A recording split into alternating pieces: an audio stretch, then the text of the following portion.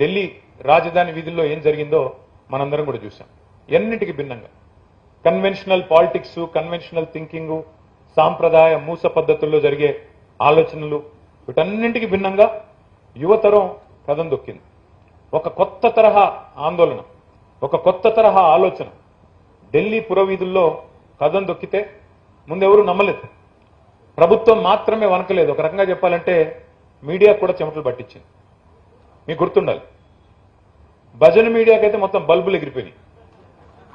అక్కడికి పోతే పిల్లలు ఏం 20 రోజుల తర్వాత మేము గుర్తొచ్చామా అని నిలదీస్తుంటే చెమటలు పట్టే పరిస్థితి.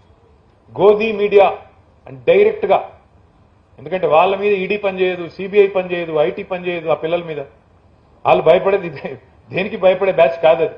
అందుకే చెప్పాను మొన్న, మోడీ గారు ఎవరితో అయితే పెట్టుకోకూడదో వాళ్ళతోనే పెట్టుకున్నాడు. ఈ పిల్లలు మామూలు కాదు. మన జరిగిన పోరాటం కూడా నన్ను అడిగితే వాట్సాప్ యూనివర్సిటీ అంకులకి, ఇన్స్టాగ్రామ్ పిల్లలకి మధ్యన జరిగిన పోరాటం మొన్న. ఎవరు గెలిచారు ఫస్ట్ రౌండ్ మీరు చూశారు, నేను చెప్పను కానీ పోటెత్తింది పోరాటం, పోటెత్తింది. కొత్త తరం పిల్లలు నిజంగా మనం ఒకసారి మహేష్ కుమార్ గౌడ్ గారితో ఇప్పుడు మాట్లాడుతున్నప్పుడు కూడా అన్నాను, అన్నా మీ పిల్లల వయసు ఎంత అంటే ఇద్దరు 20లోనే ఉన్నారు అన్నారు, 20s లో ఉన్నారు అన్నారు. ఈ కొత్త తరం పిల్లలు మేమేమనుకుంటామంటే తండ్రులుగా, నా కొడుకు కూడా 21, నా కొడుకు బాగాలేకపోతే ఫోన్ చేశారు మహేష్ అన్న, ఫోన్ చేసినప్పుడు మాట్లాడినప్పుడు అడిగా మీ పిల్లల వయసు ఎంత అంటే, కొత్త తరం పిల్లల గురించి మేమేమనుకుంటామంటే 50లో ఉన్న వాళ్ళం, 50లో నిన్న మొన్న పడ్డవాళ్ళం, ఇంకా 50 అంటే కొద్దిగా జీర్ణం కావట్లేదు, అందుకే ఏమనుకుంటామంటే వీళ్ళకి సోయి లేదు, దేశం మీద పట్టింపు లేదు, సమాజం మీద అవగాహన లేదని మేము అనుకుంటాం. కానీ కాదు, వాళ్ళకి మనకంటే ఎక్కువ కాన్ఫిడెన్స్ ఉంది, వాళ్ళకి మనకంటే ఎక్కువ కమిట్మెంట్ ఉంది, వాళ్ళకి దేశం మీద ప్రాబబ్లీ మాకున్నంత కంటే ఎక్కువ ప్రేమ ఉందని చెప్పి మొన్న ఢిల్లీ చూసిన తర్వాత మాత్రం అర్థమైంది. ఎందుకంటే పత్రికలు పట్టించుకోలేదు, ట్రెడిషనల్ మీడియా పట్టించుకోలేదు, ఆందోళన ఛానళ్లు చర్చ పెట్టలేదు. కానీ లక్షల మంది కదం తొక్కారు. చివరికి ఎవరైతే మేము బయోలాజికలే కాదన్నారు, నాన్ బయోలాజికల్ అన్నారు, వారి మెడలు కూడా వంచారు. ఇది మామూలు విషయం కాదు. ఇది ప్రధాన ప్రతిపక్ష పార్టీలుగా, ప్రతిపక్షాలుగా మేము చేయలేని పని ఇవాళ ఈ దేశ యువతరం చేసి మాకు నిజంగా చెప్పాలంటే ఒక తోవ చూపెట్టింది.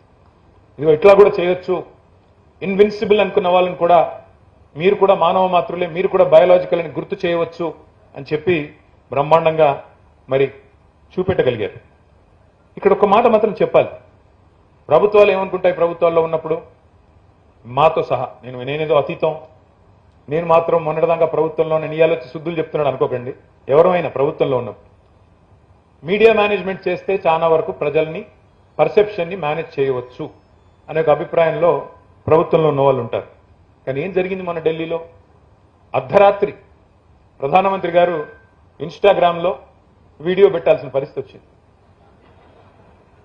అంటే సోషల్ మీడియా, కొంతమంది మిత్రులు మాట్లాడుతూ సోషల్ మీడియాలో మహేష్ గౌడ్ గారు కూడా అన్నారు, ఫేక్ న్యూస్ కూడా కొన్ని హద్దులు దాటపోతే బాగుంటుంది సోషల్ మీడియా అన్నారు. కానీ ఎవరు గీయాలి హద్దులు? ప్రభుత్వాలా?